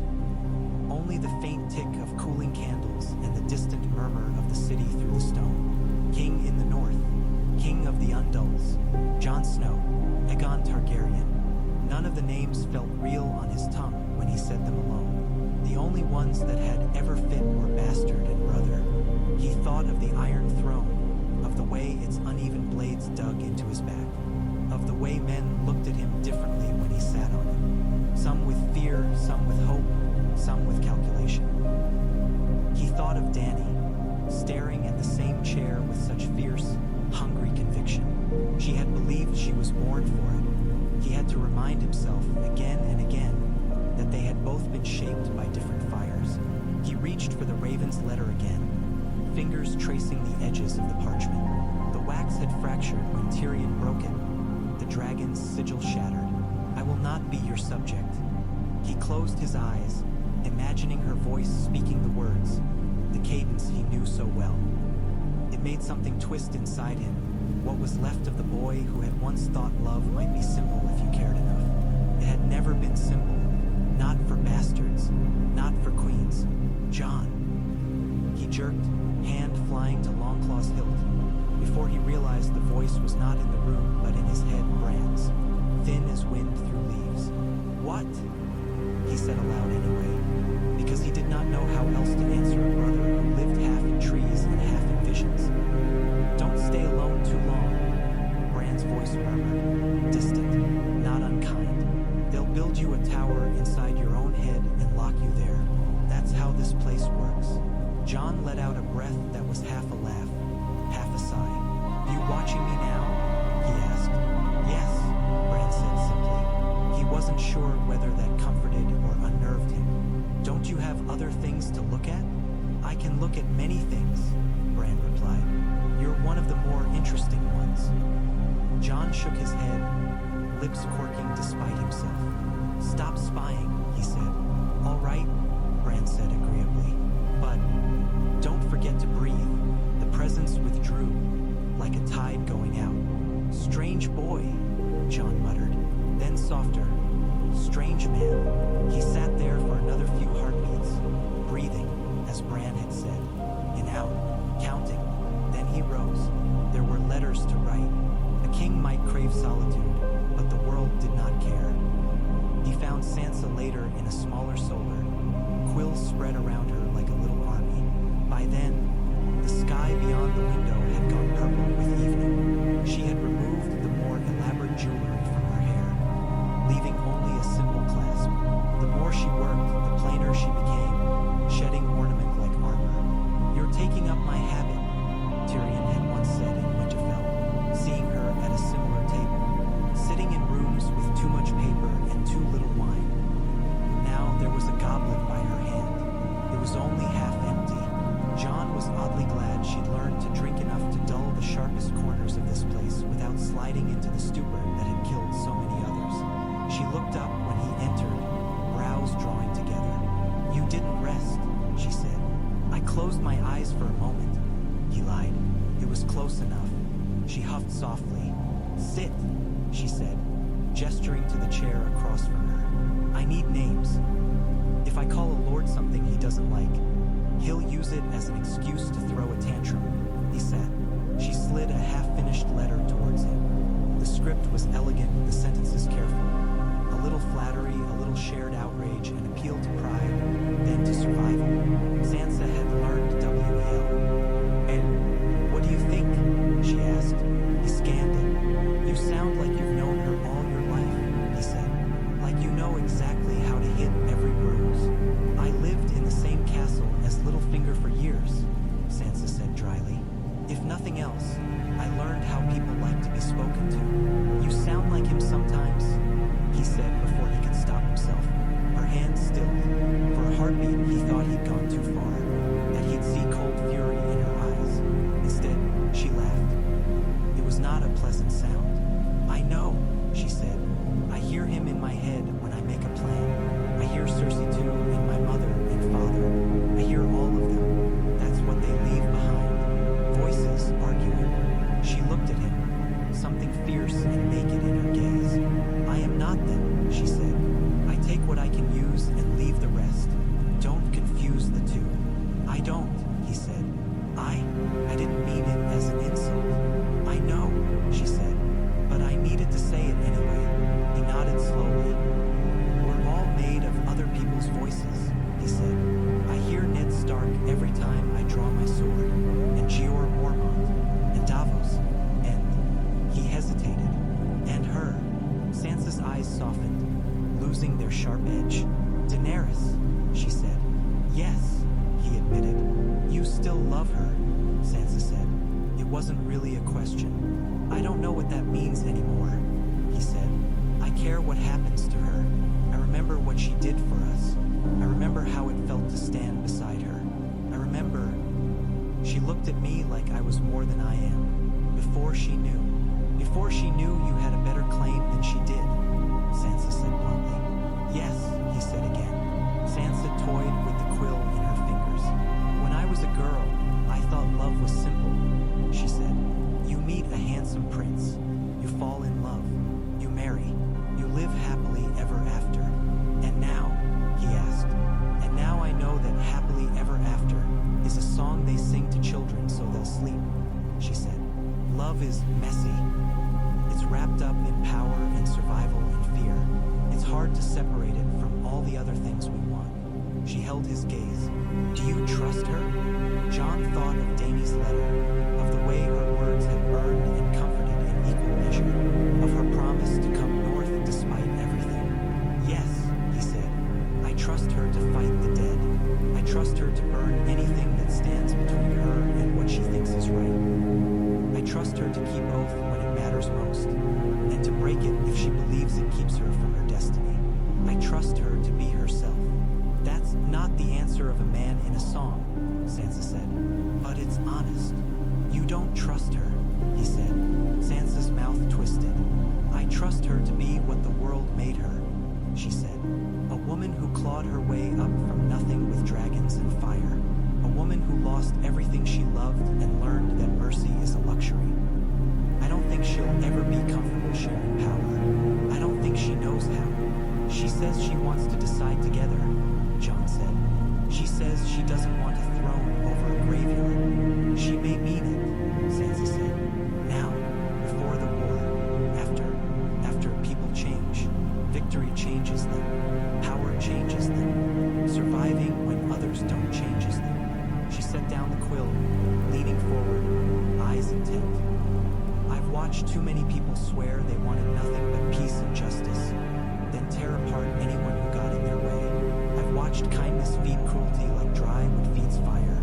I don't know what Daenerys will be after this war. Neither do you. He didn't have an answer for that. What would you have me do? He asked quietly. Fight her now? Refuse her help? Tell her to stay south while we freeze? No, Sansa said at once. We need her dragons. We need her armies. We need her. I'm not blind. I would not sacrifice the North's lives for the sake of my discomfort. Then what? Prepare, she said simply. For after. Think about what you want the world to look like when this is over. Think about what you're willing to give up to make it so. Think about what you are not willing to give up under any circumstances. Decide those things now, while you still have time to think, not later when you're bleeding out in the snow. John stared at her, feeling the weight of her words sink in. What are you willing to give up? He asked. The North's right to rule itself, she said without hesitation. I will not see us bend to Southern whims again, not after everything we've endured. I will not see a Stark kneel and smile while their people suffer for someone else's pride. Her eyes softened. And you, she added, if I can help it, I'm tired of burying brothers. Something tightened in his throat. I can't promise you both, he said. I may have to trade one for the other. I know, she said. That's why I'm telling you now. Before you're standing in some God's-forsaken field with dragonfire on one side and dead men on the other, you may have to choose. When you do, at least you won't be surprised. He looked down at his hands. Old scars crisscrossed them, pale lines on darker skin. Each one a choice, large or small. I don't know how to be what the realm needs, he said. Half of them want a Stark, half want a dragon. Some want both, some want neither. The North wants independence. The South wants stability. Danny wants to break the wheel. We want to save our home. The dead want everything. I'm just one man. One man sitting on the chair they all look at when they're afraid, Sansa said. You can't be everything. You can only be yourself. If they don't like that, they can find someone else to crown. It's happened before. And if they do? He asked. If they turn on me the way they turned on her, then we deal with it, she said. One step at a time. She picked up the quill again. For now, help me remember a Dornish cousin's name, she said with deliberate lightness. If I get it wrong, she'll throw this letter in the fire out of spite, and all of this will be E for nothing. He almost laughed. Almost. Fine, he said. Show me. They worked side by side until the candles had burned down another inch. Names and titles and old grievances flowed across parchment. At one point, Sansa nodded off for a heartbeat, her head tilting towards the table before she jerked herself awake. John pretended not to notice. She pretended not to see him pretend. When he finally left her to her letters and found his way back to the small chamber that had been given to him as a bedchamber, a space far larger than the cell he'd once slept in at Castle Black, but somehow less comforting, the sky beyond the window was ink dark. He stripped off his cloak and sword belt, loosened the laces of his tunic, and sat on the edge of the bed. The mattress was soft, too soft, shaped to someone else's weight before his. He felt like he might sink into it and vanish. Ghost jumped up silently, curling with careless familiarity across the foot of the bed. His red eyes watched John, unblinking. Don't look at me like that, John muttered. You don't have to worry about councils and letters. Ghost yawned, revealing teeth that glinted faintly in the candlelight, then laid his head back down. His tail thumped once, dismissive. John lay back slowly. The canopy overhead loomed, heavy. In the dark, it felt almost like the underside of the wall, all that weight above him, waiting. He closed his eyes. Sleep did not come easily. When it did, it was not the black, dreamless oblivion he might have wished for, but a series of shifting images. Snow as always, blue eyes, the wall cracking, the iron throne, melting under a flood of white instead of fire. Sansa standing in Winterfell's courtyard, her hair white with frost. Danny on a battlefield, her dragons circling something he couldn't quite see. At one point, he dreamed of the crypts under Winterfell. He walked among the statues of Stark lords, his breath misting in front of him. The stone faces stared back, impassive, swords in their stone hands. Ned Stark's likeness watched him with that same grave intensity John remembered from childhood. For a moment, John almost expected him to speak, to chide him gently for something he'd done. Instead, it was Lynna's statue that turned. Her stone eyes were kind but sad. I'm sorry, she said. Her voice sounded like wind across the snow on the frostbanks. We didn't mean to give you such a heavy name. It's not your fault, John said. strangely in the crypt. You did what you had to. We all did, she said. That's what got us here. Here is a pile of swords and a war with the dead, he said. You might have chosen better. She smiled faintly. You have your father's stubbornness, she said, and your other father's tendency to fall in love with impossible things. He wanted to ask her what she meant by that, but the dream shifted again, and he was standing on the wall, looking out at a sea of blue fire. He woke with his heart pounding, breath sharp in his throat. Ghost lifted his head, ears pricked. John lay still for a moment, letting his pulse slow, rubbing a hand over his face. Dawn seeped around the edges of the shutters, a pale, watery light. His body felt heavy, as if he'd not slept at all. There was a knock at the door. Come, John called, voice rough. The door opened. Arya slipped in, as silent as the shadows she might have stepped out of. She wore dark leather and wool, her hair pulled back in a simple tail. Needle hung at her hip. Her face was calm, but her eyes were bright. You're up early, John said, pushing himself to sit. You're up late, Arya replied. You never really went down. He managed a small smile. What are you doing here? Can't a sister visit her brother? She said. In King's Landing? He asked. She shrugged. Sansa sent me to see if you were still breathing, she said. And Bran said you had bad dreams. Bran sees everything, John said. Even things I'd rather he didn't. Arya moved closer, leaning one shoulder against the bedpost. You're carrying too much, she said. You look like you're about to fall over every time I see you. I'm fine, he lied. She snorted. You're as bad at lying as ever. He sighed. What do you want me to say? That I'm scared? That I feel like I'm standing on a cliff with a blindfold on? That every decision feels like choosing which part of the world to let burn? That would be a start, she said. He looked at her. You're not scared. Her mouth quirked. I've been scared since the day I watched Father die, she said. It doesn't come and go anymore. It's just there, like my own shadow. I'm used to it. He thought of the list she used to recite at night. Names spoken like prayers or curses. Are you still hunting? He asked carefully. She cocked her head. There are always bad men, she said. But there's a bigger name at the top of my list now. The Night King.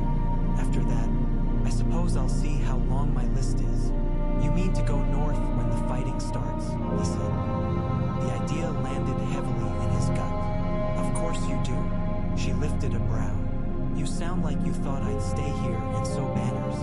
I thought you might stay here and not die, he said bluntly. Everyone keeps saying that, she said. Sansa wants me in the rear lines. Bran says I'm more useful where the threads are thin, whatever that means. Tyrion told me the realm needs symbols as much as swords, and that a Stark girl with a blade on her hip frightens enemies and allies alike in interesting ways.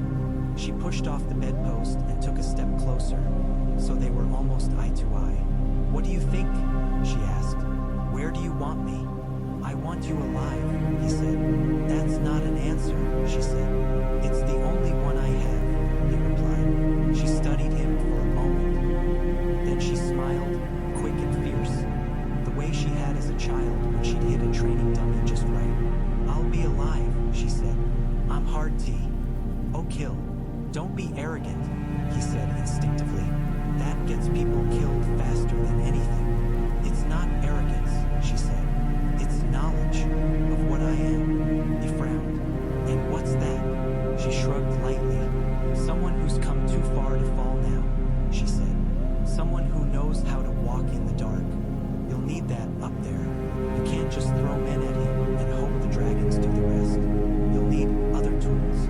You sound like Bran, he said. He sounds like me, she countered. He just uses more words. She reached into her belt and pulled out a small, folded piece of parchment. By the way, she said, this came for you. Started a little stir in the rookery, apparently. The maester almost choked, bringing it to Sansa. John took it. The seal was unfamiliar. No dragon, no lion, no wolf. A kraken, stylized and twisting. Yara, he murmured. She writes sharp, a bit like being hit in the face with a wave. I didn't read it all, but I saw enough to know she's not happy. Yara's never happy, John said. She's Ironborn. He broke the seal and scanned the contents. Arya watched his face. Well? She asked. She's leaving, he said. She says the Iron Islands have no stake in a war fought on ice, that she bent the knee to Daenerys, not to a Stark with a different name. She says the dead can't swim, and if they can, the Ironborn deserve to drown. Arya snorted. Charming. She says, John went on, that if we can prove the dead are as much a threat to her shores as anyone's, she'll consider aiding. But until then, she's going home. He let the letter fall to his lap. I should have spoken to her sooner, he said. You've been a bit busy, Arya said. She knows that. She just doesn't care. I care, he said. Every ship matters. Every sword. Keep thinking. If I'd made time yesterday, if I'd gone down to the docks instead of sitting with maps. You can't be everywhere, Arya said. You can't be everything. You told me that once about Needle, that I couldn't be a proper lady and a swordsman and a water dancer all at once, that I had to choose. He frowned, trying to remember. I don't remember saying that. You didn't, she said, but you implied it. The look on your face when you saw me with a sword. You thought I was trying to be too many things. Turns out I wasn't. Turns out I could be all of them at once. Just differently. She pulled Needle half out of its sheath, letting the light catch the thin steel. You're trying to be too many things, she said. Stop thinking of it like that. You're one thing, John. Everything else is just clothes you put on. Some days you wear the crown. Some days you wear the cloak. Some days you wear the bastard's leathers. Underneath, you're the same. He stared at her. When did you get so wise? He asked. I spent time with people who told lies for a living, she said. It taught me to value the truth when I found it. She studied him another long moment. You should go to the docks, she said. Even if she's gone by then, the men who stayed will see you. They'll carry the story back to her. The king came down to the water, they'll say. He looked us in the eye. The Ironborn love a good story. One that makes them look important, John said. Exactly, she said. He swung his legs over the side of the bed, wincing as stiff muscles protested. You sound like Sansa now. I sound like myself, Arya said. Get dressed. The dead won't wait for you to finish feeling sorry for yourself. He almost argued, almost told her he wasn't. He stopped. She was right. Indulging in guilt wouldn't bring Yara back or move food north faster. It would only sink him deeper into the soft mattress. All right, he said. He dressed quickly. The motions were familiar muscle memory from years of patrols and marches. Tunic, jerkin, boots, cloak, sword belt. Ghost hopped off the bed and shook himself, sending a small cloud of white fur into the air. When they stepped out into the corridor, the castle was already humming. Servants hurried with trays. Guards changed positions. Somewhere below, the sounds of carts creaking and men shouting drifted up from the city. Arya walked with him as far as the main stair. I'll see Sansa, she said.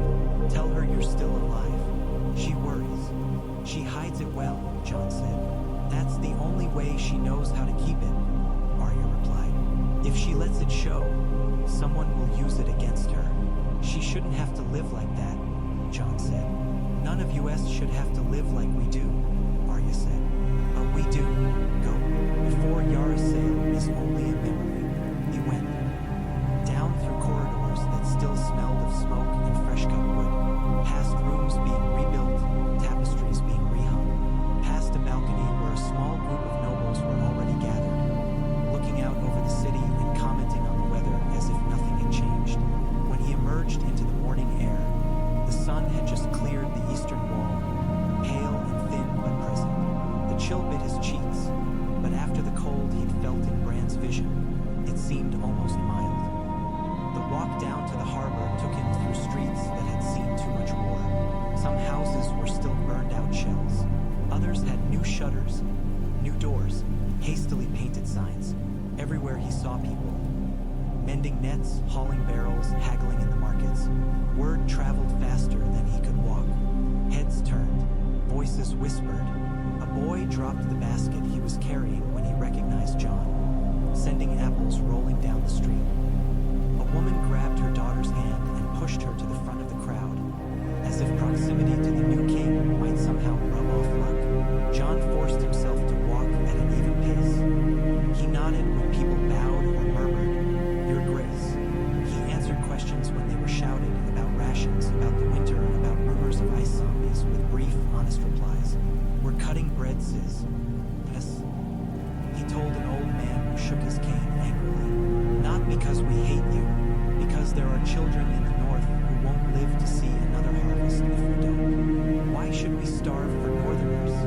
the man demanded. "They never cared when we were rioting in the streets." "I was not king then," John said. "I am now. This is my choice. If you need someone to curse, curse me, but don't push your neighbor into the river when he gets a bigger loaf." That's what Cersei wanted. That's what the dead want. People fighting each other while the real enemy walks in. The old man blinked, thrown by the bluntness. Then he huffed. "You're a poor king," he grumbled. "You don't talk like one." "I know," John said.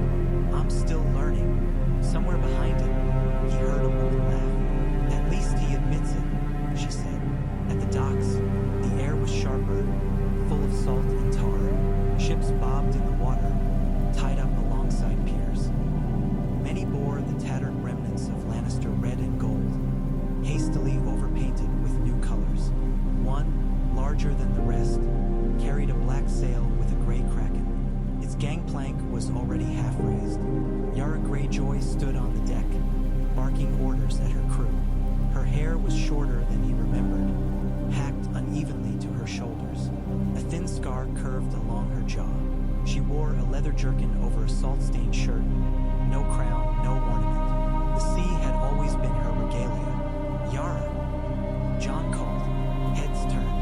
Men paused in their work.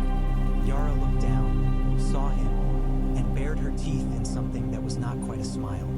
"Late snow," she called back. As always, he walked to the edge of the dock. Ghost padded at his side, hackles faintly raised. The dire wolf did not like the smell of salt and tar. "You got my letter," John said. "Got it," she said. "Didn't like it." "Then why are you still here?" he asked. She snorted. "Had to see the look on your face when you found out," she said. Then her expression sobered, just a little. "Also had to let my men steal enough sour wine from your dockside taverns to make the trip home bearable. They're not used to leaving without burning something." "You think you'll be safe on the islands," John said. "You think the dead can't reach you." "I know they can't swim," she said. "If they start flying, we're all dead anyway." "They don't have to swim," John said. "They just have to freeze the sea," she scoffed. "Now you're talking like a damned priest. The sea will freeze, the sky will fall, the kraken will sprout wings. You expect me to believe stories. I've seen them," he said. "So you keep saying," she replied. "And I believe you saw something. I'm not calling you a liar, Snow, but I've got my own people to protect. Emptying my hold of food and my decks of men because of something that might happen to someone else? That's not the Ironborn way. It's everyone's way if they want to live," he said. "This isn't a war you can sit out. If we fall, you think the Night King will stop at the neck? You think he'll look at the sea and say, 'That's far enough'?" She shrugged. "Maybe he'll, maybe he won't. You want me to bet my people on your visions? I'd rather bet on my ships."